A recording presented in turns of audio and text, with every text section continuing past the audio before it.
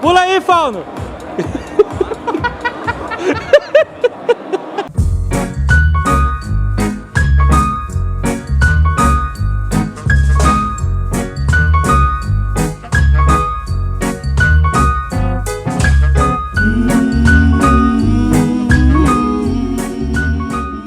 Landa, nerds! Bem-vindos a mais um Nerd Office! E esta semana, Zagal, o que a gente tem pra contar pra galera? Essa semana aconteceu muita coisa, realmente. Muita coisa. Nós fomos visitados, aconteceu bastante coisa. Sim, aconteceu. Mas no programa dessa semana nós vamos mostrar a nossa ida ao World RPG Fest. Exatamente. Que acontece em Curitiba. Essa é a pronúncia correta. Qual é a pronúncia correta? Não, eu não sei. Nós fomos... Não. Qual é a pronúncia correta? Não, mas foi boa. Eu quero saber qual é a pronúncia correta. É World RPG Fest. Tá bom. Então, É a festa mundial do RPG que acontece em Curitiba. Então, a gente foi convidado para ir lá conferir, né, o evento, que é maneiro, e para entrevistar o Steve Jackson. Aí o que a gente falou? Pô, legal, cara, vamos entrevistar o Steve Jackson, cara, é celebridade internacional. Eu joguei vários livros, jogos, eu tinha livros, jogos de Steve Jackson, do Ian Livingstone. Às vezes o Steve Jackson escrevia com o Ian Livingstone juntos, o mesmo livro-jogo. Aí eu mandei e-mail pro Eduardo Spohr, manda aí perguntas do cara que fazia os livros já. Aí a gente, pesquisando sobre o cara, a gente descobre que não é o Steve Jackson dos livros-jogos que tá. É o outro Steve Jackson. Cara, tem dois Steve Jacksons que bizarro. trabalham com RPG, cara. É bizarro. E o Steve Jackson dos livros-jogos é o Steve Jackson britânico. Esse cara... Como é que é a pronúncia britânica? Steve Jackson. E o americano? Steve Jackson.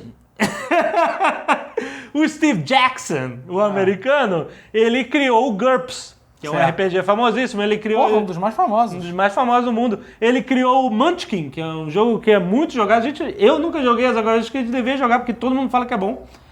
Pode deixar, não Não, mas o Munchkin é muito famoso no mundo todo. O Steve Jackson é dono da Steve Jackson Games. Mais fácil que isso, impossível. Por que não, né? E além desses jogos famosos, eles criam jogos de tabuleiro, jogos de dados, jogos de card, tudo, cara, tudo que você... E RPG, né? Tudo que você gosta. Lançaram agora o GURPS 4ª edição. Então, o cara veio aí e a gente, né, bateu um papo com ele que você vê agora no Nerd Office. Can you remember a specific moment where you realized that you wanted to devote your life to games and not that daily boring job? No. But it was a feeling. You grew up with that feeling, or not? No, I really fell into being a professional game writer completely by accident. Really? Just one thing led to another and led to another. It wasn't a big plan. What was the major influences? Dungeons and Dragons when you met? I played Dungeons and Dragons once when it was fairly new, when I was in college. A friend of mine brought it and tried to master a game for us. Okay. We had a terrible time. It wasn't the fault of the game. He didn't. Of course, nobody knew how to be a game master then. Yeah, he read the books and he did the best he could, but it was what he ended up doing was taking us through an abbreviated character creation. Then he narrated an outdoor adventure to us, which went something like, okay, you walk through the woods for a while. You walk through the woods for a long while. You walk through the woods more. You come on an encampment of thieves. They outnumber you, so you're going to cast Cloud Kill on them. Well, he was narrating everything for you. They're all dead. When you're writing a game, what do you think is the most important step to observe? Is it mechanics of the game or theme? I always start with theme. I think of a theme and then I start thinking about how I might tell that story, and then I start thinking about mechanics to go with it. That's not the German style, for instance. The typical German game designer is all about mechanics. Yeah. There are different ways to do it. And what is the hardest part of that when you are really developing the mechanics? Is it balance? What is the great stone in the shoe for the game designer? It's not as though there was just one. You have lots of shoes and they have stones in all of them. Balance is important. Perceived balance is more important than balance. If everybody thinks that the sides are equal, whatever equal means in that game, then that's the important thing. It has to be clearly enough explained that people will do more or less what you wanted them to do with the game, and they all have to have the same understanding of the rules. Sure. Because in Munchkin we have a lot of fun with the idea that you should argue about the rules, Yeah. but we're kidding. Do you think that computer games and video games and massive multiplayer online games are taking people off the tabletop games? Yes. And that is a problem. You wanted a long answer there. No, it's a short answer, and the answer is yes. It's another way to game, and it's a new way to game, and of course it's taking people, but it's also bringing a lot of people into the idea of gaming. And I like games. I'm not going to get all emotional because there's another kind of game around and some people are playing it. I'm going to say, cool, more games. Any advice for young aspiring game designers? Remember when we came in and I said, right? Yes. Right. Play a lot of games. You don't have to play them all. Nobody has time to play everything anymore. That's wonderful. 25 years ago, the advice that I've given would be play everything that's ever been made. You can't do that anymore. Yeah. We're too successful. Nobody can know the whole field. Sure. But yes, write something and play test it and listen to your play testers. Sure. And then go home and rewrite. Thank you so much, Steve. Hey, thank you. Faltou o culhão do Jovem Nerd. Não, o quê? Faltou o O quê? culhão perguntar pro cara o lance da criogenia. Não sabia se podia perguntar. Olha Faltou o só, culhão jornalístico. me Jornalista falaram... não tem que saber. Tem que perguntar. Eu não sou jornalista, cara. Mas foi o que você fez ali, pagou de jornalista.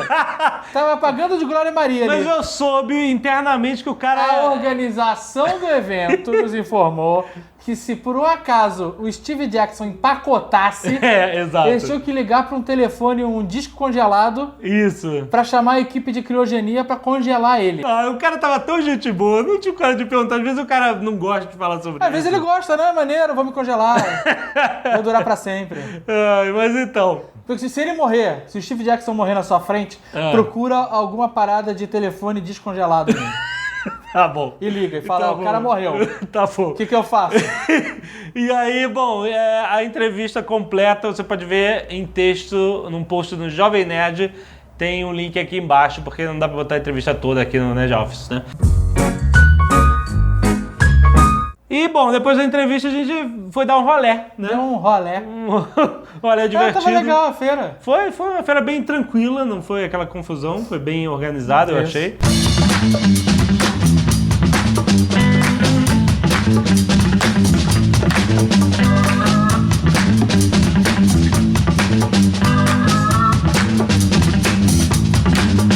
Provaram hidromel! Numa só? Atenção, hein?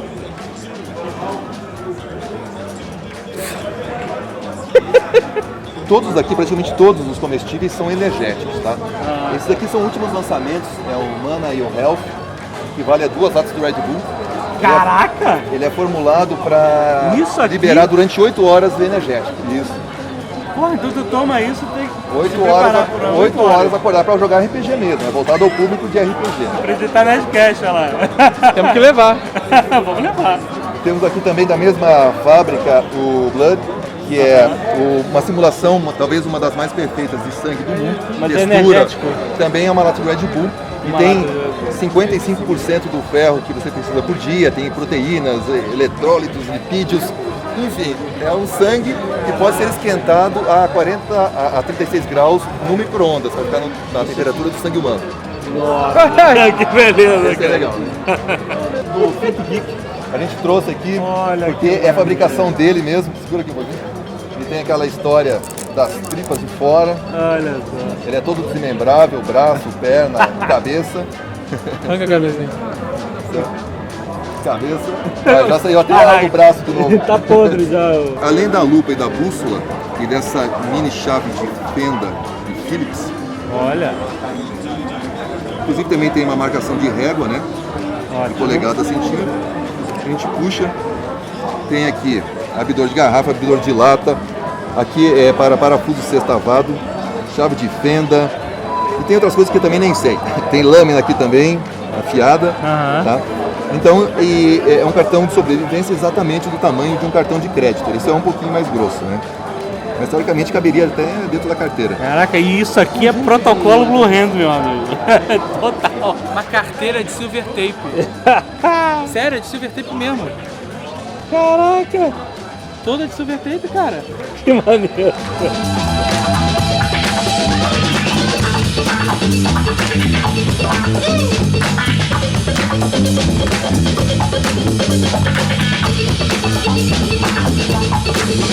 Cara, isso é muito clássico, é muito flashback.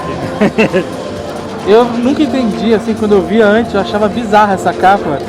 Porque eu ficava, caralho, por que os caras precisam ficar em guerra enquanto o outro tá sacando dinheiro? Porque eu achava que ele tava sacando dinheiro no caixa eletrônico. Ah, ele não tá sacando, ele tá entrando lá Eu no sei, subespaço. exato. Cara, caraca, que mundo violento é esse que pra sacar dinheiro tu tem que ter dois guarda-costas, cara. Aproveita e explica aqui pro Jovem Nerd como é que funciona. Eu tô aprendendo também. Então, isso aqui tem todo um conjunto de regras para você se movimentar, se proteger, 12 cavar polegadas trincheiras. Aham. E o movimento, como é que é feito? Você tem uma estatística que eu anotei aqui. Então, quanto que você pode andar, tá? Aham. Pode andar 12 um tanque. Uma infantaria pode andar 6 polegadas, daí você vai medindo na trena. Ah, tá. Ou pode correr. No caso de correr, você esgota a tua possibilidade de combate naquele turno. Sim. Tá? Então você corre, se expõe muito ao inimigo e não consegue combater. E os objetivos, como é que são traçados? Aí tem muitas maneiras. Você pode até pegar uma reconstrução histórica. Aham. Por exemplo, pode pegar um episódio do Band of Brothers, aquela vila final do Soldado Ryan, fazer um riozinho, botar um tigre no mapa e fazer que os caras tenham que tomar aquela ponte. Que maneiro, E, então ele permite muito, ele permite saltar de paraquedista, tem regra para tudo isso, a direção do vento. Você pode ir desde uma complexidade tranquila até um jogo bem carregado, bem assim, Isso tudo xadrezado. essas construções todas são de papel? É papercraft? São de papel, mas tem um amigo que faz em EVA, fica muito melhor ainda, mais tradicional, acho que dá muito mais trabalho e tal. E aí a gente usa recursos diversos, né?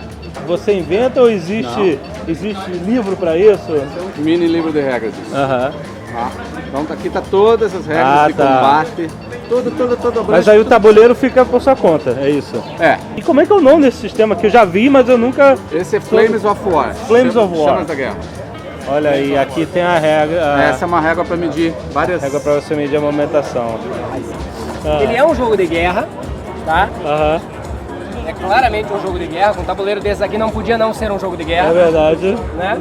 Aí, Ele é Westeros. baseado no livro do Game of Thrones, que é o que está sendo feito o filme agora. Né? Na verdade, as batalhas, elas são decididas, o teu jogo se dá basicamente você colocando ordens para as tuas tropas. Aham. E as ordens são todas colocadas de forma secreta. E daí você tem uma ordem que é ataque, Aham. uma ordem que é defesa, uma ordem que é suporte, uma ordem que é desestabilizar o exército oponente e uma ordem que é coletar poder, ok? Bem simples. Se você ataca, você simplesmente vai sair do território que você está e atacar um território vizinho, de forma genérica, né? Se o vizinho tiver uma defesa, isso aqui vai aumentar a defesa dele. Se não tiver, ele vai defender simplesmente com o que ele tem ali do exército. Entendi. Aí na hora se o vizinho- que vocês se o vizinho não revelam... exatamente, revela-se tudo ao mesmo tempo. Se o vizinho não se revelou, não se preveniu, Aham. ele vai sofrer um ataque. Só que daí o vizinho pode ter, por exemplo, colocado uma ordem de suporte para um terreno dele. Aí esse terreno conta como defesa para esse. Além das ordens secretas, e aí vem a parte que realmente é do livro, cada casa, eram 5 casas no livro, né, que lutavam pelo poder de Westeros. Cada casa no livro é representada por um deck de cartas que você usa justamente para te dar os pontos de poder adicionais que você precisa para ganhar ou não um território. E ela tem daí os personagens do livro e algumas ações especiais. Cara, e onde é que a galera que é apaixonada por jogo de tabuleiro desse tipo que não são os 4 padrões que existem no Brasil há 30 anos, onde é que a galera compra isso, cara? A grande maioria disso aqui a gente tem importado dos Estados Unidos ou da Alemanha. A Alemanha e os Estados Unidos hoje, eles são os maiores fabricantes de jogos do mundo, né? Certo. Os Estados Unidos principalmente focado em jogos de guerra, tanto que esse aqui é um jogo americano. E a Alemanha principalmente focado nos family games, por exemplo, ou Eurogames também chamados, que esse aqui seria um exemplo. São jogos um pouco menos de batalha em si e mais de administração de mão. Quem hoje compra aqui, infelizmente, tem que mandar importar. Tem que mandar importar. Não tem outra saída. Shadows Over Camelot. O Shadows Over Camelot, ele é bem interessante justamente porque ele é um jogo cooperativo. A ideia do jogo é que cada um é um cavaleiro da Tábua Redonda e luta contra o jogo. É um jogo que está sendo jogado aqui, inclusive. Né? Ele é um jogo que ele exige um espaço grande para jogar. Por causa das fichas e cartas de cada jogador, né? Exatamente. Tá. E o grande lance do jogo é que no início do jogo são distribuídas cartas dizendo se você é leal ao rei ou não. Ou se você é um traidor. Certo. E tem uma carta especificamente a mais do que a quantidade de jogadores. Então existem jogos em que acaba não sendo distribuído um traidor, só tem leais. E você fica com a Você sempre tem que ficar pulga atrás da orelha. Se tem algum traidor ou não. E o traidor joga em segredo, escondido. Inclusive teve uma partida aqui antes que o traidor jogou de forma espetacular, ganhando o jogo pro lado... Quem foi? Galera, fica de olho, né? Escondeu-se.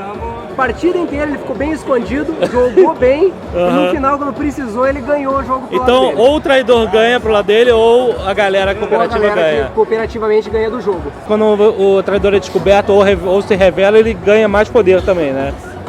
Muda um pouco a dinâmica do jogo. Muda a dinâmica. Ele ganha mais poder em alguns sentidos, mas não em outros.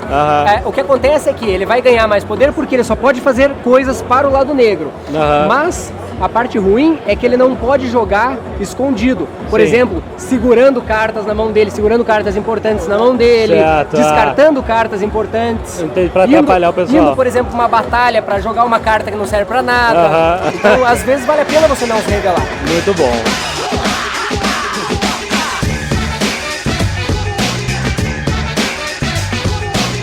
J.J. Abrams.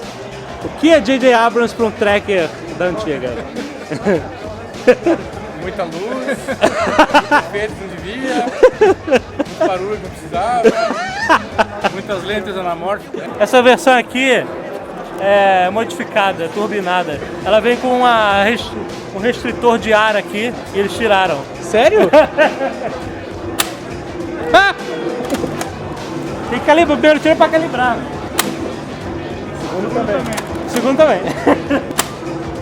Porra, não serve pra nada. Qual é o seu batalhão, soldado? Eu aqui, o batalhão de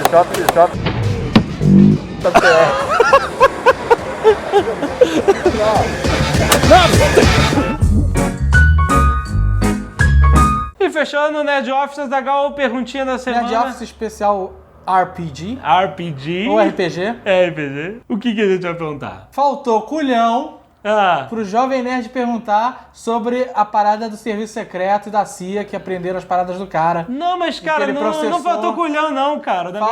Não faltou não. Então roda aí a pergunta. Não tem? Porque você não perguntou.